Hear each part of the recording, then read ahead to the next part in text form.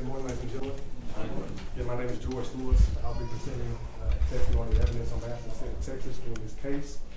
I'm about to read to you the true bill of indictment, which serves two purposes. It puts the states on notice of what it must prove throughout the course of this trial beyond reasonable doubt, and also places the defendant on what he's been charged with in the court of case. True bill of indictment, cause number F2244634, State of Texas versus Nestor Hernandez, for the offense of capital murder of multiple persons.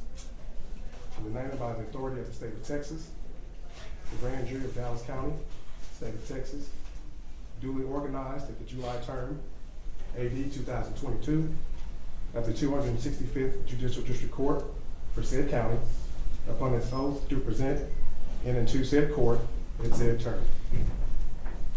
Nestor Hernandez, hereinafter called defendant, on or about the 22nd day of October 2022, in the county of Dallas, state of Texas, did unlawfully then and there intentionally and knowingly cause the death of an individual, to wit Jacqueline Pokuaa, by shooting deceased with a firearm, a deadly weapon. And during the same criminal transaction, said defendant did then and there intentionally and knowingly cause the death of another individual, to wit Katie Flowers, by shooting deceased with a firearm, a deadly weapon.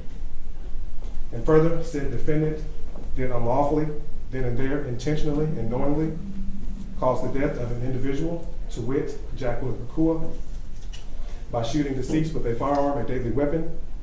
And during a different criminal transaction, but pursuant to the same scheme and course of conduct, said defendant did then and there intentionally and knowingly cause the death of another individual, to wit Katie Flowers, by shooting the deceased with a firearm, a deadly weapon, against the peace and dignity of the state, signed by the foreman of the grand jury. Thank you. To the indictment, what does the defendant plead? Your Honor, ladies and gentlemen, the jury, the defendant will enter a plea of not guilty. Thank you. Does either side wish to invoke the rule at this time? Your Honor, the defense would invoke the rule with the acceptance previously placed on the record. And state what is well, Your Honor. All right, thank you. Each side is instructed to instruct their witnesses not to remain in the courtroom while testimony is going on, and for those who have testified, not to discuss their testimony with any other witness or any other individual involved in this trial. All right, does the state wish to make an opening statement? Your Honor. Go ahead. Thank you. May I please order, counsel, ladies and gentlemen of the jury. You would think that the maternity ward of a hospital would be the happiest place on earth. New parents basking in the joy of bonding with, spending time with their newborn bundles of joy. You would also think that it would be the safest place in the world, as mothers, fathers, hospital staff members take the utmost care to protect these small, newborn, precious babies. However, that image came crashing down on October the 22nd, 2022, when this defendant, Nestor Hernandez, wreaked hell on earth at Methodist Central Hospital, not a 5-minute drive from where we sit at today. You see, he was angry. He was angry with his child's mother, Selena Villatoro, because he suspected that she was cheating on him. So on October the 22nd, 2022, he took a beer, he took a gun, and he took a mindset of murder to the maternity ward at Methodist Central Hospital. He got on the floor, the 4th floor of Methodist Central Hospital, the Central Tower, where the maternity ward is located, actually called technically the postpartum unit, approximately 10:30 a.m. At that time, he proceeded into the room of Selena Villatoro, and she will tell you everything, all the horrors, all the terror that happened in that room that day. He entered the room, she said he had a can of beer, and you will actually see that on some surveillance video from the hospital. She said automatically she knew that there was going to be a problem, because she knows how he gets when he's drinking. She would say that he became irate. He began to accuse her of having somebody inside the room. So he actually began checking the room. He checked inside the closet. He checked inside the restroom. Tell me who you have in here. Don't play with me. She didn't have, of course, anybody inside that room. At that point in time, he began to assault her. He took out a handgun and he began to hit her upside the head multiple times with the firearm. He threatened to kill her. He threatened to kill himself. He said, "We're going to die today. We're going to be on the news." Not only that, she will tell you that he said the next person that comes into this room is going to die also.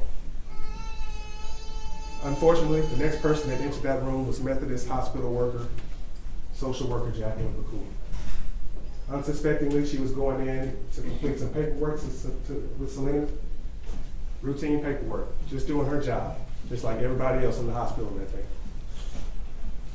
Selena will tell you that the defendant got up off the couch, he walked behind Ms. Pokuaa, and he shot her in the head, killing her instantly. She fell on the floor. At that time, the defendant walks toward the front door of the hospital room, pulls up his gun, and he aims and he shoots. At that time, by the grace of God, Sergeant Robert Rondell of the Methodist Police Department was on the floor, tending to an unrelated call. You'll hear from Sergeant Rondell this morning. He will tell you that he heard the gunshot. Now, at that point in time, he didn't know what it was. Of course, nobody would suspect hearing a gunshot in the maternity ward, right? So he began to walk towards the room to investigate the origin of the sound. At that point in time, the other complainant in this case, Annette, a nurse in Methodist Hospital, again, just doing her job like everybody else in the hospital, she heard the sound as well. And you'll see on video that both her and Sergeant Rondell kind of converge there at the front door of the room. That's when the defendant, again, draws up his gun. He fires a shot, a couple of shots, into the room, into the hallway. And at that point in time, he strikes Katie Flowers in the neck. She's able to muster enough strength, obviously knowing that she's injured at that point, bleeding, as you will see on video, to make it down to the nurse's station, where she collapses. And later she succumbs, unfortunately, to her injuries. She passes away. At that point in time, Sergeant Rondell engages with the defendant. Selena will tell you that the defendant, at that point in time, he was not done with his rampage. He goes back inside the room. He begins to reload the weapon. He begins to walk outside the room. At that point in time, Sergeant Rondell engages with the defendant, firing one time and striking the defendant in the leg. The defendant retreats back inside the room. He collapses. He drops the gun. Selena is able to secure the weapon. At this point in time, multiple officers have converged on the room, both Methodist police officers and Dallas police officers, giving loud commands, throw out the weapon, let them go, let them out of the room, let her out. And I neglected to mention, most importantly, that newborn, 2-day-old baby, Jaden Sanchez, was inside the room the whole time, in the arms of his mother, Selena Villatoro, as this defendant assaults her by pistol whipping her with the weapon. Selena is able to secure the weapon, and she throws it outside the room, as the officers are ordering them to do. At that point in time, the officers are able to make entry into the room, and they take the defendant into custody. You will see all this for yourselves. And multiple officers will testify. They all had on body cams. We will show you that video today. You will see the officers make entry into the room.